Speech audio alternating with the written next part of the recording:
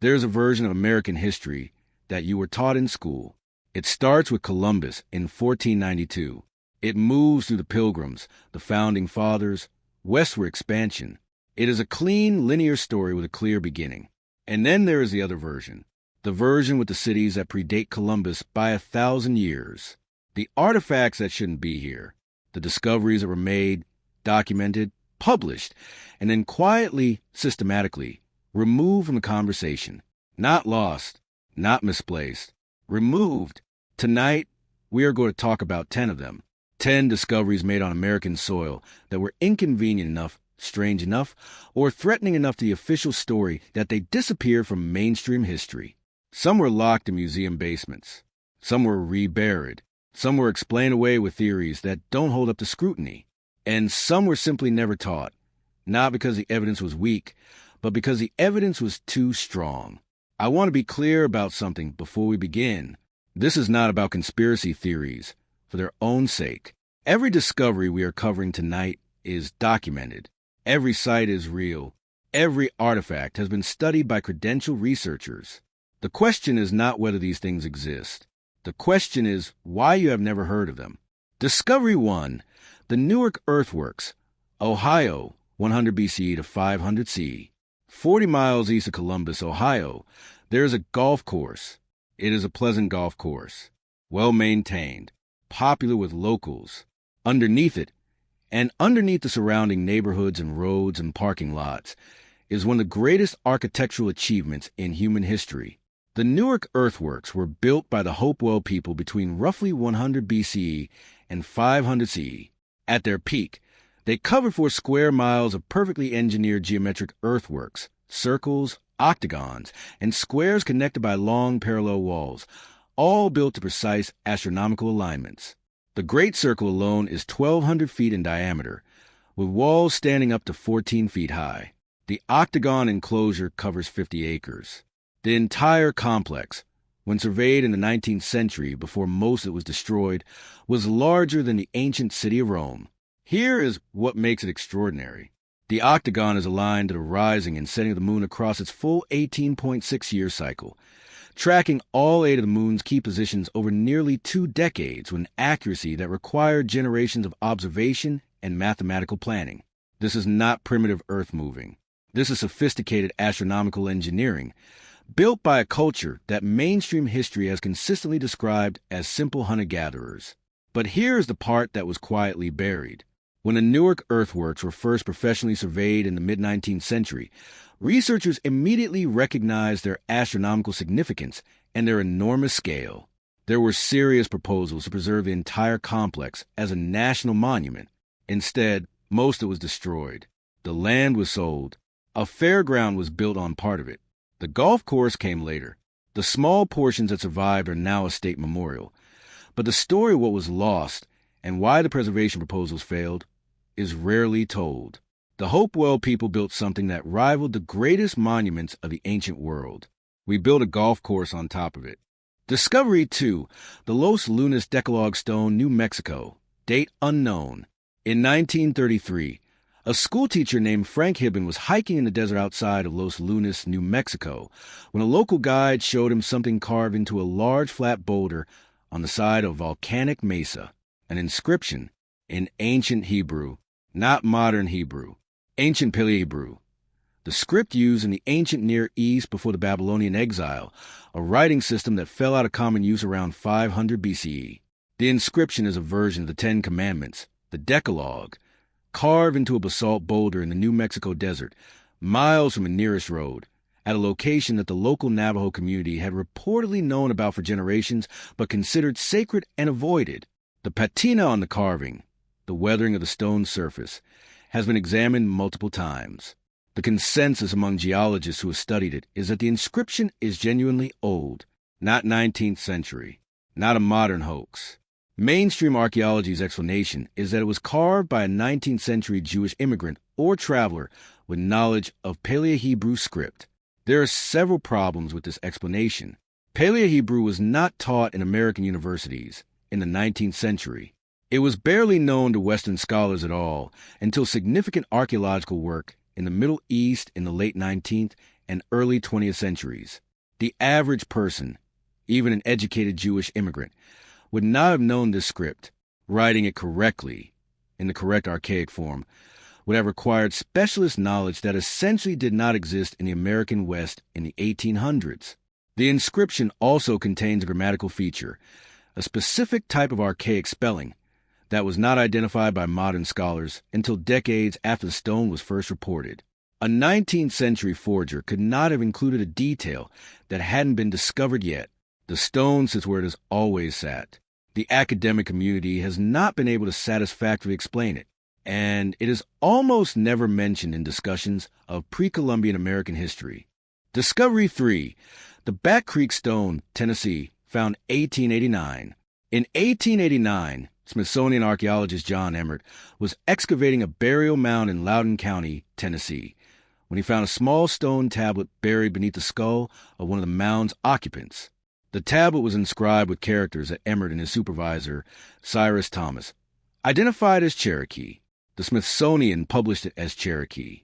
For nearly a century, it sat in the Smithsonian's collection labeled as Cherokee. Then in 1971, a scholar named Cyrus Gordon looked at a photograph of the stone and immediately recognized that the inscription was not Cherokee. It was ancient Hebrew. Specifically, it appeared to read, in Paleo-Hebrew script, the words for Judea. Gordon was not a fringe researcher. He was a professor at Brandeis University, one of the leading Semitic language scholars in the United States. His identification was challenged, but subsequent analysis, including examination by multiple independent epigraphers, had confirmed that the characters on the Back Creek stone are consistent with 1st century CE Paleo-Hebrew script. The stone was buried with brass bracelets whose metallurgical composition is inconsistent with pre-Columbian North American metalworking, but consistent with Roman-era Mediterranean manufacture. The burial context suggests the stone was not casually deposited.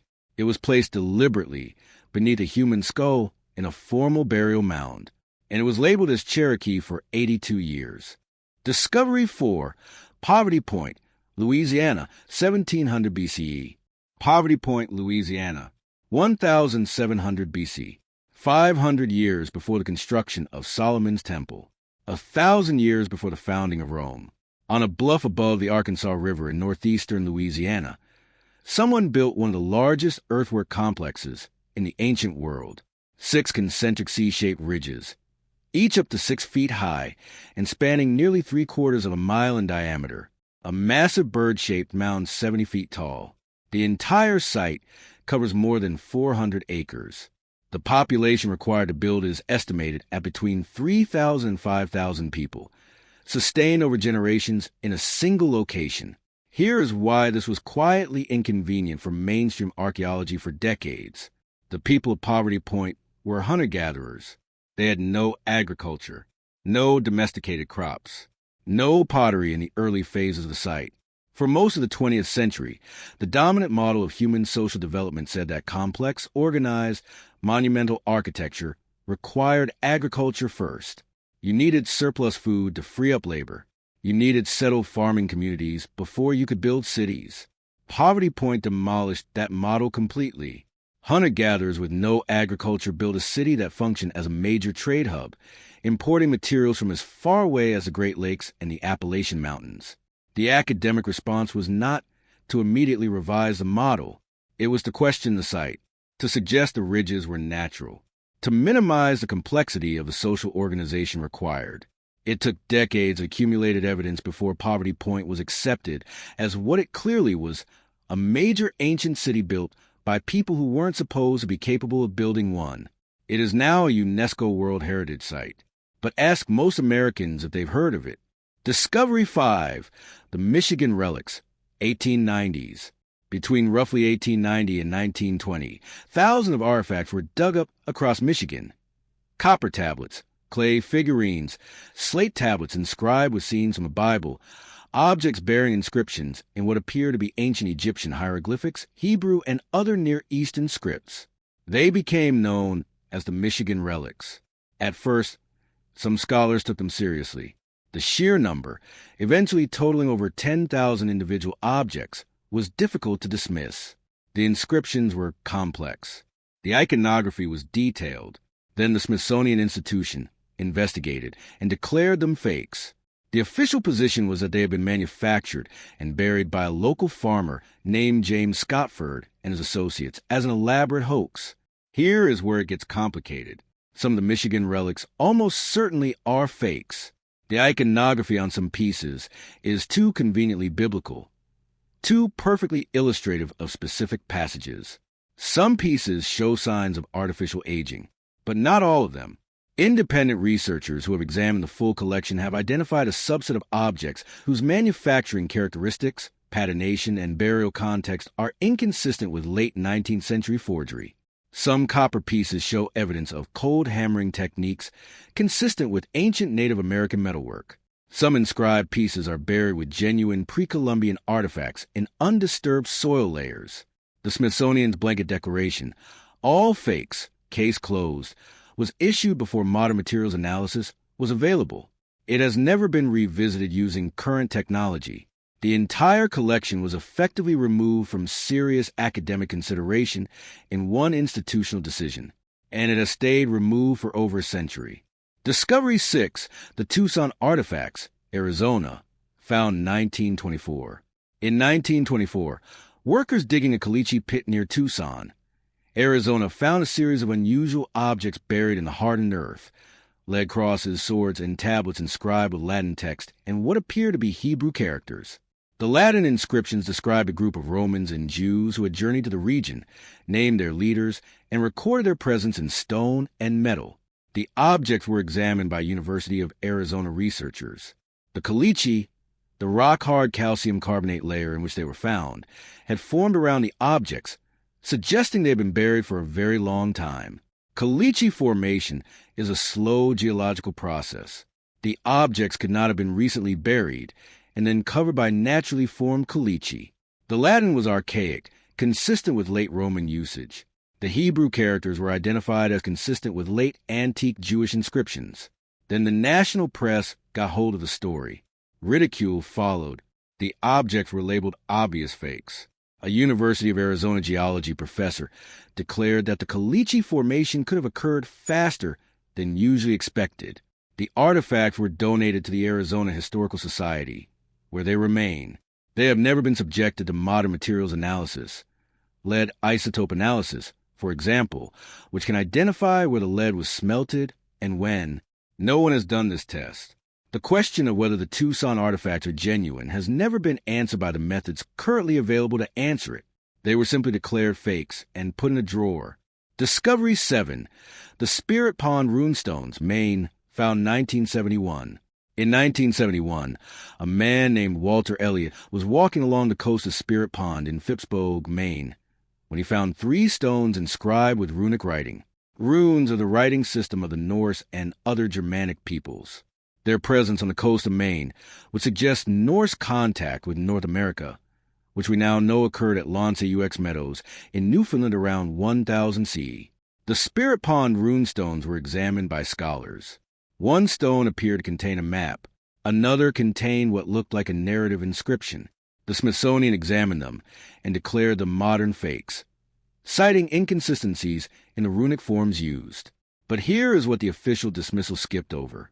The runestones were found in a context, buried in a soil layer with other artifacts. That is difficult to explain if they were recently fabricated and planted. The soil stratigraphy suggested deposition centuries ago, not decades. Several runic scholars who examined the inscriptions independently disagreed with the Smithsonian's assessment. They identified features of the runic writing consistent with medieval Norse usage, not with modern forgery. The Kensington runestone in Minnesota, discovered in 1898 and similarly dismissed as a fake for decades, has undergone renewed scholarly examination in recent years. Modern geological analysis of its weathering patterns suggests it is genuinely old, consistent with 14th century deposition. If the Kensington stone is real, the Spirit Pond stones deserve another look. Neither has received one. Discovery 8, the Olmec colossal heads, and what they show. This one is not about a removed discovery. It is about a question that has been actively suppressed in mainstream archaeology for decades. The Olmec civilization flourished in Mexico between roughly 1500 and 400 BC. making them the earliest known major civilization in Mesoamerica, the mother culture from which the Maya and Aztec would eventually develop. They left behind, among other things, 17 colossal stone heads. Each one weighs between 6 and 50 tons. Each one is carved from a single basalt boulder. Each one depicts a specific individual. The facial features are distinct enough that researchers believe they represent actual portraits of specific Olmec rulers. And the facial features on many of these heads are distinctly African. Broad noses, full lips, facial structures consistent with West African populations rather than indigenous American populations. This observation was first made by serious researchers in the mid-20th century. Matthew Sterling, the Smithsonian archaeologist who excavated the first colossal head, noted the African appearance of the features. The academic mainstream has consistently dismissed this observation as subjective racial interpretation. The official position is that the heads represent indigenous Mesoamerican individuals and that seeing African features is a projection. But the question of pre-Columbian African contact with the Americas, supported by evidence beyond the Olmec heads, including botanical evidence of plants that crossed the Atlantic before Columbus and genetic evidence still being analyzed, has never been given the serious systematic investigation it deserves. It has been dismissed, repeatedly, without the kind of comprehensive analysis that would either confirm or definitively rule it out. The heads are real. The features are what they are. The question remains open whether the mainstream wants it to or not. Discovery 9, the ancient canals of the Amazon, ongoing. For most of recorded history, the Amazon rainforest has been described as a pristine wilderness, a vast, untouched ecosystem that human beings passed through but never significantly altered. Then the trees started coming down. As deforestation in the Amazon accelerated in the late 20th and early 21st centuries, satellite imagery began revealing something extraordinary in the cleared land: geometric earthworks. Hundreds of them. Squares, circles, hexagons, and connected enclosures spread across hundreds of miles of what had been assumed to be virgin forest. By 2017, researchers had identified over 450 individual earthwork sites across the Brazilian Amazon, with estimates suggesting the total could reach thousands as more forest is cleared. The earthworks date to between roughly 1000 BCE and 1500 CE.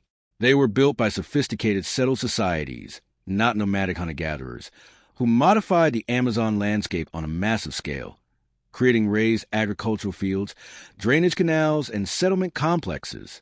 The soil throughout large portions of the Amazon is not natural soil. It is terra preta, dark earth, an engineered soil created by human beings mixing charcoal, bone, and organic matter over centuries to create agricultural land of extraordinary fertility. This terra preta covers an estimated 10% of the Amazon basin. 10% of the Amazon was farmed, engineered, managed. The population of pre-Columbian Amazonia has been revised upward dramatically as these discoveries have accumulated, from estimates of a few 100,000 to estimates of 8 to 10 million people. This is not a minor revision. This is a discovery that one of the largest regions on Earth was home to a massive, sophisticated civilization that European contact, and the diseases Europeans brought, essentially erased within a century. It was not removed from history by an institution. It was removed from history by smallpox and measles. But the evidence was there all along, waiting under forest. Discovery 10, Kennewick Man, Washington State, found 1996. In July 1996, 2 college students discovered a human skull eroding out of the bank of the Columbia River near Kennewick, Washington. The bones that followed suggested a nearly complete ancient human skeleton. Initial radiocarbon dating placed the remains at approximately 9,000 years old, making Kennewick Man one of the oldest and most complete human skeletons ever found in North America. Then the physical anthropologists got a look at the skull. The skeletal features of Kennewick Man were not consistent with modern Native American populations. The skull morphology, the shape of the cranium, the facial features, was described by researchers as Caucasoid, not European, but significantly different from the anatomical features of the Native American groups who inhabited the Pacific Northwest. Some researchers suggested the skull resembled Polynesian or South Asian populations more than contemporary Native Americans. The implications were significant. If the earliest Americans did not all look like the ancestors of modern Native American groups, then the story of who came to America first, and from where, was more complicated than the official Bering Land Bridge narrative suggested. The federal government stepped in almost immediately. Under the Native American Grave Protection and Repatriation Act, 5 tribes claimed the remains and requested repatriation for burial. Scientists went to court to study the bones. The legal battle lasted 8 years. During that time, the Army Corps of Engineers, which had custody of the remains, allowed the discovery site to be buried under 500 tons of rock and fill, destroying the archaeological context permanently. The bones were eventually studied. The results were complex and contested. A 2015 DNA analysis suggested Kennewick Man was more closely related to modern Native Americans than the skull morphology had suggested.